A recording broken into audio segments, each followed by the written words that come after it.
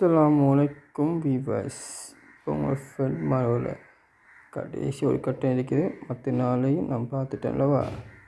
இப்படி நடந்து கொண்டு உங்கள் ஃப்ரெண்டு உங்களை யூஸ் பண்ணுறானா இல்லை உங்களை பற்றி நல்லா பேசிட்டு வெளியே சொல்கிறானான்ட்டு இங்கே பார்க்க வேண்டிய டெக்னிக்கை உங்களுக்கு சொல்லி தந்துட்டேன். அதில் உங்களுக்கு இன்னொரு விஷயம்னு உங்களுக்கு சொல்லித்தரணும். வாங்க, இறுதியான இதில் தான் நீங்கள் உங்கள் நண்பன் யார், எப்படிப்பட்டவன், நல்லவனா கெட்டவனா இல்லை துரோகியா நெருப்பா முழுகில் குத்துறவனா இல்லை அவன் வேறு என்னமாண்டு நீங்கள் தெரிஞ்சிக்க முடியும். அதை தெரிஞ்சுக்கிட்டு நீங்கள் இந்த 7 பேர்களும் பார்க்கணும். 7 பேரோட கதைக்குமான சொல்லணும். கதைங்க அவன் ஹீரோவானு கூட நீங்கள் தெரிஞ்சிக்க முடியும். இது எப்படின்னு பார்க்குறீங்களா? அவன் நண்பன் மாட்ட 7 பேர்ட்டையும் நீங்கள் வேறு விஷயம் சொன்னாலும் பரவாயில்ல, ஒரே விஷயத்தை நீங்கள் 7 பேர்ட்டு காட்டினா பரவாயில்ல, 7 பேர்ட்டு ஒன்றா சொன்னாலும் பரவாயில்ல, தனித்தனியாக சொன்னாலும் பரவாயில்ல.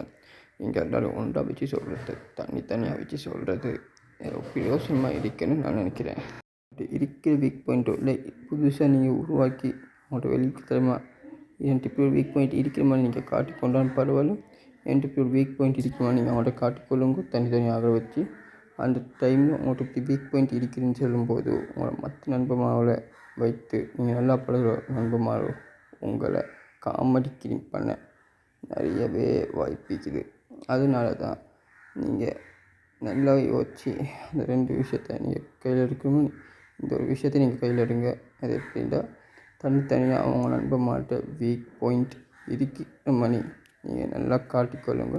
அவங்க மற்ற பொடிமாட வச்சு உங்களை நக்கல் பண்ணாண்டா அவன் உங்களுக்கு நண்பனைக்கு பெஸ்ட் ஃப்ரெண்டாக இருக்க தகுதி இல்லாதவனும் நல்லா உங்கள் விஷயத்தை மறைச்சி வச்சுட்டாண்டா அவன் பெஸ்ட் ஃப்ரெண்டாக இருக்கிற தகுதி உள்ளவன்றும். எவன் உங்கள் விஷயத்தெல்லாம் மறைச்சி வைக்கிறாண்டு இந்த விஷயத்தை நீங்கள் கண்டுபிடிச்சி அதை மறைக்கிறவனை நீங்கள் ஒரு நல்ல பெஸ்ட் ஃப்ரெண்டாகவும் ஆக்கிக்கொள்ளலாம்.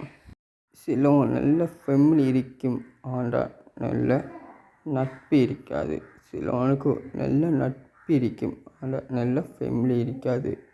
அது மாதிரி தான் அதே ஃபேமிலி உங்களுக்கு நல்லா அமைஞ்ச மாதிரி நட்பும் உங்களுக்கு நல்ல அமையணும். உங்களுக்கு நல்ல உதவி செய்கிற நண்பன்மார் உங்களுக்கு குறைஞ்சது 2 பேராச்சும் சரி கிடைக்கணும் அல்லவா, இல்லை நல்ல நண்பன்மார் கிடைக்கணும் அல்லவா.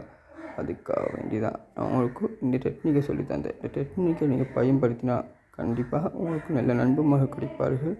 நல்ல நண்பன்மார்கள் நீங்கள் பெஸ்ட் ஃப்ரெண்டை வச்சுட்டு மற்ற நண்பன்மார் சும்மா முழக்க வச்சு கொண்டிருங்க. நான் உங்கள் ஃபர்ஸ்ட் அஸ்ஸலாமு அலைக்கும். இது உங்களை இறுதி கட்டம் முடிவு. நாளைக்கு உங்களுக்கு புது நிகழ்ச்சியில் வருவது நான் உங்கள் ஃபர்ஸ்ட்